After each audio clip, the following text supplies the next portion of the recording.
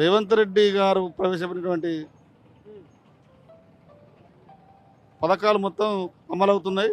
దానికి తోడు ఎమ్మెల్యే గారు కూడా కేర్ తీసుకొని ప్రజలకు అందుబాటులో ఉంటుంది కాబట్టి ప్రజలు ఎమ్మెల్యే గారు వైపు మొగ్గు చూపుతున్నారు.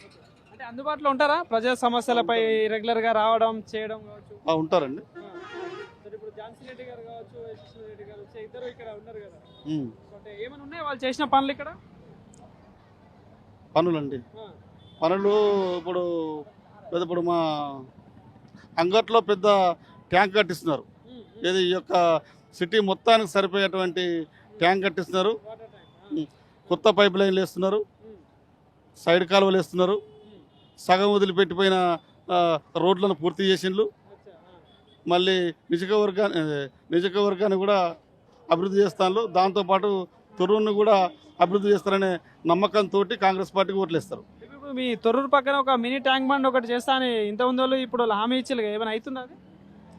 15 సంవత్సరాలుగా దయాకర్ రావు గారు మినీ ట్యాంక్ అని 3 సార్లు ఎన్నికల్లో గెలిచిండు. కానీ ఇప్పుడు మేడం వచ్చిన తర్వాత ఆ యొక్క మినీ ట్యాంకు కట్టను మాత్రం వేల్పు చేసి సుందరంగా చేసింది. ఒక ఖాళీ బ్రిడ్జి ఒక్కటి కట్టేది ఆగింది అంతే. మున్సిపాలిటీలో బ్రిడ్జి పూర్తయితే మినీ ట్యాంక్ బాగుంటుంది.